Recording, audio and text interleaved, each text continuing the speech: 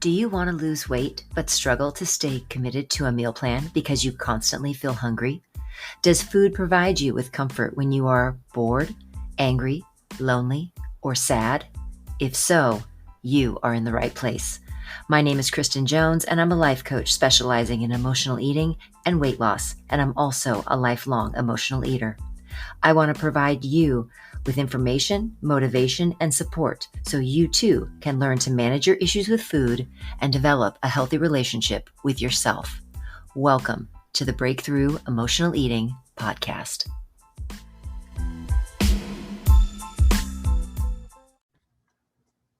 Welcome to the Breakthrough Emotional Eating Podcast. My name is Kristen Jones, and thank you so much for joining me again this week. Today's topic is going to be about community and about coming together and the power of a group or the power of a community, and how when you are working towards a goal or working towards making a change, being around like-minded people and people who are in the same situation as you are can really, really be beneficial and can really help you move forward towards your goals merely by the fact that you are not alone. So on today's episode, what we're going to talk about is how groups can provide support and help you feel less isolated when you are making a change in your life that oftentimes can be very, very challenging. The next thing is that hearing stories from others, as well as sharing your own story of struggle, can really be very empowering and can actually help you move even more towards reaching your goal. And then lastly, the accountability provided by a group, and more specifically a coach, can really help you keep you moving forward and towards your goal, because there is a degree of kind of responsibility that oftentimes we feel when we have someone that we are answering to. And so those are the three things that we're going to talk about when it comes to the power of a community. And I know that I have really specifically seen this in my Facebook group, the Breakthrough Emotional Eating Community. And if you are listening on the podcast and you are not a member of the group, oh my, you want to come and be a part of this group. It is so amazing. And I could not be any happier with every single member that we have. It's an amazing place. And so I would love to have you, if you are not a member, I would love to have you come check us out. www.facebook.com/groups/food breakthrough.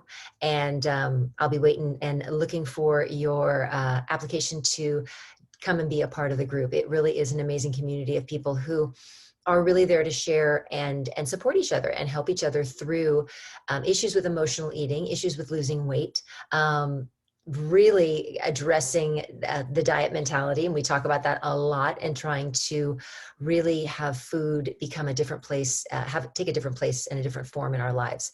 And so that's something that we're always working towards in the group. And so yeah, if you are not a member, please come and join us. And I would love to see you be a member in the group. And if you have heard about us and you come and join from the podcast, one of the questions that when you join, or when you apply to join, one of the questions is, where did you find out about the group? Please put down that you found out about the group from the podcast. That would be awesome. As I always do every week, I'm going to do a member shout out, and actually I'm going to do a member shout out for two people. They kind of came to me as a duo because they are in fact sisters. So Rhonda and Nancy, you have only been in the group about, I don't know, maybe a week, but you have come in and you have jumped into the 5-day challenge that we have been doing in the group. It's one of the things that benefit of being in the group is we have different activities that we do, 5-day challenges. We do one about once a month. And this month's 5-day challenge was how to lose weight like a real person. And they have come in and just been so involved and have done an amazing job of just not only supporting each other as sisters, but supporting others as well. And really just jumping in and becoming a really integral part of the community. So thank you so much for doing that and being a part of the group. So we really, really appreciate that. On to today's topic. So, one of the reasons and the main reason that I started this group was because of the struggle that I have had and I had and have had and continue to have on days in regards to my emotional eating and my thoughts about myself and how I view myself in relationship to my physical body and my weight. And for the longest time, and many people have heard this story, and if you haven't heard this story, I have probably been an emotional eater since I was, for as long as I can remember. I'm going to say probably 7 or 8 years old, and I always knew there was something wrong with the way, and I hate to use the word wrong. There was something different. There was something that wasn't working with my relationship with food and how I felt about myself. Remember being very, very young and being very aware of how I looked and how I looked physically, as well as physically from a body standpoint, and also physically from a general overall appearance standpoint. And I really always felt like I was the only person. I had to be the only person who did this, and I felt I was so embarrassed just about the internal dialogue and the thoughts that I was having, and I never shared it with anyone. I never told anyone about how I felt about myself or the things that I did to try and control my weight and try and control my the impact of food in my life. And so, I mean, I did things like I took laxatives, and I not to be too graphic, but I used enemas. I definitely was very restrictive. I would restrict my food intake all week. I mean, I would eat, but I would be very, very restricted during the week. And then I'd have my free day on the weekend, and I would just absolutely, completely binge. And that went on for years and years and years. And I knew knew that it wasn't right, but um, I didn't know how to stop it. I didn't know how to stop it. And I really didn't think that anyone would ever understand what I was going through. I had sought counseling for it, and my counselors, my therapist didn't, they would talk about certain things, but they really didn't. They didn't understand it because they hadn't been a part of it. It had not been a part of their lives. And so one of the reasons why I really started this group was because I didn't want people to be struggling the way that I had struggled for so long. So that feeling of community and not feeling so isolated, again, is one of the main things that I hope that members of the breakthrough community feel, and they can feel like they're not the only person who deals with these things. They're not the only ones who are struggling and are battling, and that there is comfort in that. There's comfort in knowing that there are others who are walking the same path as you. And so it's really, really important to remember that those groups, and whether it's a Facebook group, whether it's an in-person group, whether it's any kind of community that you have chosen to become a part of, that we really need to find those communities that one, serve a purpose to make us feel less isolated, but that also are uplifting and make us feel empowered. And that's really important as well. And so that's the second thing. The second thing is hearing stories from others, as well as sharing your own story. And sometimes that could be so scary. But sharing your own story instead of keeping it inside can be so incredibly empowering. And I was just talking to somebody the other day about how embarrassed I was, and that I would have never, if you'd asked me 2 years ago that I would be, leading a Facebook group and talking about my deepest, darkest secret that has plagued my life for most of my life, that I would be like talking about that on social media. Are you kidding? There's no way. That you've got to be kidding me. There's no way I would have done that. But I knew that there was a reason that I needed to do that. And there was because I knew that there were other people who were suffering the same way I was. And I'm a firm believer that God doesn't give you things that you can't handle.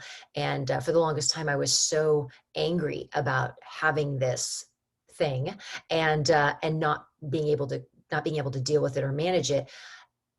And then I finally realized that it was given to me so I could so I could do the heavy lifting and I could figure it out, and then I could help other people. And so that was really when I changed my perspective on it and my viewpoint of it, it completely changed how I interacted with myself and how I felt about myself, but also how I felt about my emotional eating and about my weight. And that just completely altered everything in my life. It was really interesting. I run what I call an alumni group coaching call within my group. It is for people who have gone through my 12-week program. And on just this last week, two members of the group were talking. One of them was my mother, and the other one was one of my members, Lynette. And they were. It was interesting to watch the two of them. They're very different in age. There's probably, I don't know, at least 20 to 25. Yeah, at least 25 years. Probably, yeah, at least 25 years separating the two of them in age.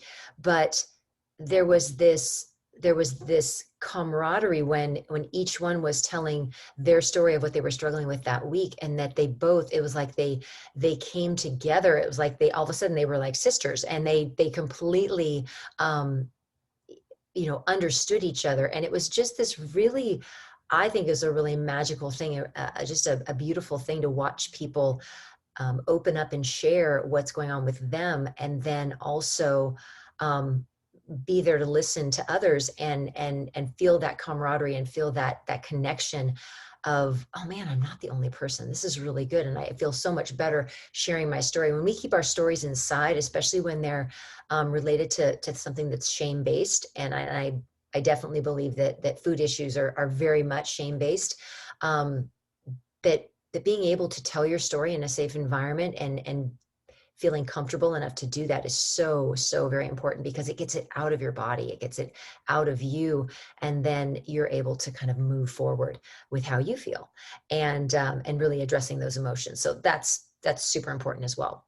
And then the last thing is accountability. And accountability is naturally provided by a group. Some people like to do group settings. Some people like to have personal coaches, and that's kind of it's a personal choice. But I have definitely seen that and everybody has something that's different that works for them. And I encourage people to definitely experiment with working with a coach, working with a group, and having that difference, because again, that accountability, that being responsible not only to yourself and holding yourself to a certain standard, but also having somebody else, that you have to answer to, another person. And in a coaching situation or in a group situation, and shaming somebody or guilting somebody is never appropriate, and it's never no one ever blossoms from feeling shame or from having guilt laid on them. But there is a power in knowing that somebody cares enough that they're going to be asking you about what's going on and asking you about what you've done. And so I think that is a really important factor. I have spent probably the last 4 years. For the last 4 years, I've had various degrees of coaching that I have happily invested in myself, to grow my business and to also grow myself personally, and I know that coaching and having that accountability is so very important, that I blossom and grow and bloom when I am being held accountable to a standard. Because sometimes it's really easy to let yourself just be like, oh, I can do that tomorrow, I'll do that later, I won't eat that, or I will eat that. And those things are really, really important to remember, that when we have those people around us who genuinely care and love us, and they are that person that we are accountable to, it really does make a huge difference. So one of the things that I do every Saturday morning, so I am a very proud, happy member of the Peloton community. I own a Peloton tread, and So one of the things about the Peloton community is they're very much, it's very much a community. It's very much a family. And so there's a number of Peloton groups. And I joined a Peloton group and I came across a member, and her name is Beth, and Beth is in our group, and Beth is also a client of mine. And she is just the most amazing person in the world. She's just amazing. Generous and kind and really just wants to keep everybody, just lift up everybody.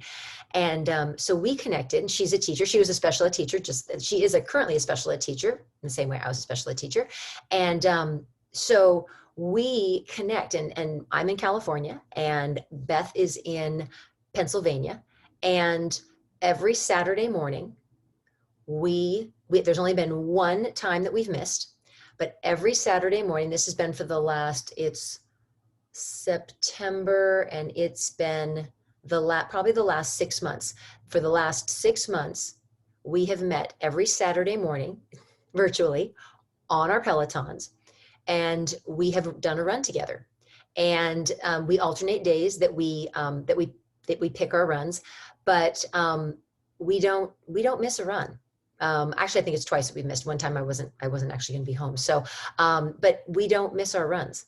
Every Saturday morning we run together, and then we message each other beforehand. We're high-fiving each other during our run, and then we message again at the end, and then we actually end up talking afterwards as well. And so but that gets me up. I look forward to my Saturday morning because it's going to be my run time. I run anyway, but knowing that I have somebody who's waiting for me, getting on that treadmill, she's doing the same thing. She's slugging through. Sometimes sometimes our times are a lot faster than other times, but we're doing it because we both care, we both want to do that, and we both want to support each other. And that's super, super important.